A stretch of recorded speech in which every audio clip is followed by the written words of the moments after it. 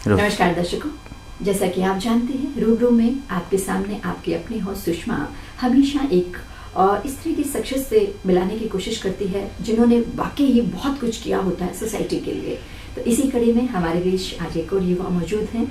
आइए जानते हैं कि ये आने वाले टाइम में देश की छवि कैसे देखना चाहते हैं, 2024 का इलेक्शन किस तरह का होने वाला है और कैसे रहेगा, इन्हीं के परिचय के साथ इनसे बातचीत शुरू करते हैं।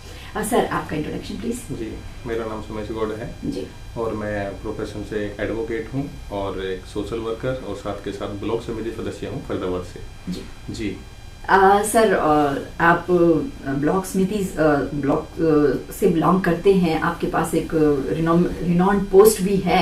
मैं ये जानना चाहूँगी कि आप जिस तरह से काम कर रहे हैं और जिस तरह से हमारे देश के माननीय प्रधानमंत्री जी काम कर रहे हैं, तो देश की छवि निसंदेह निखर के आ रही है। तो अभी 2024 का इलेक्शन भी है, तो आप किस तरह से देश की छवि को और बेहतर निखार के लाना चाहते हैं? देखो, एक ब्लॉक समिति सदस्य होने के नाते हम भी जनप्रतिनिधि हैं और इसको एक छोटी सरकार कहते हैं, लेकिन कहीं ना कहीं हम भी बड़े नेताओं से जुड़े रहते हैं, अधिकारियों से जुड़े रहते हैं। और सच्चाई है कि आज मोदी जी की सरकार है तो सभी चीज़ें अच्छी हैं, क्योंकि शासन भी अच्छा है, विकास कार्य भी हो रहे हैं। तो हम भी चाहेंगे कि अब की बार फिर से मोदी जी के हाथ में पूरे देश की बागडोर हो। जी, मोदी जी के हाथ में तो बागडोर निसंदेह नजर आ ही रही है कि अब की बार 400 पार हो ही रहा है। जिस तरह से रामलला की प्राण प्रतिष्ठा अभी हुई है 22 जनवरी को, उसके बाद तो देश में रुझान कुछ अलग ही हो गया है।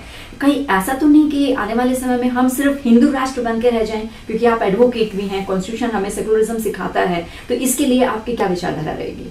देखो, सच्चाई है, देखो भगवान के लिए तो अनंत कहानियां हैं। आप किसी भी रूप में, किसी भी आस्था से, किसी भी तरीके से आप उनको, और ये तो हमारे मन की बात है, अंदर की बात है। और बाकी अच्छा है कि भाई वो किसी एक राम के रूप में भगवान को लेके आए, तो देश के लिए अच्छी बात है। और बाकी मैं इन सब चीज़ों के लिए बहुत गहराई से नहीं जाती हुई जो धर्म की बातें हैं। नहीं, एक्चुअल में तो बिल्कुल सही कह रहे हैं आप। मेन तो भारत जो है वो मानवता और इंसानियत के लिए जाना जाता है।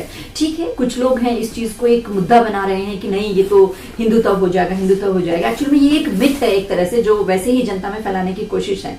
तो क्योंकि आप तो आप एडवोकेट हैं और आप बहुत अच्छी प्रैक्टिस कर रहे हैं, तो इसमें मेन तो चीज यही आ रही है कि आप एक सेक्युलर राष्ट्र है। हम तो एक किसी जाति धर्म से नहीं है, हम तो सिर्फ मानवता और इंसानियत के प्रति हैं। तो इसमें आपका क्या संदेश रहेगा? मेरा यही संदेश है। देखो, उन्होंने भी भले ही चाहे राम की बातें हों, चाहे फिर वृंदावन में कृष्ण जन्मभूमि की बातें हों, और फिर साथ के साथ जो हमारे मोमडन भाई हैं उनके लिए भी मस्जिदों का भी है सब चीज़ें।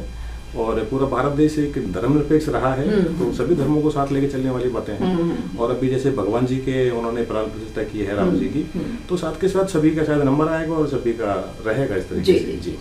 थैंक यू हमारे साथ जुड़ने के लिए। Thank you very much.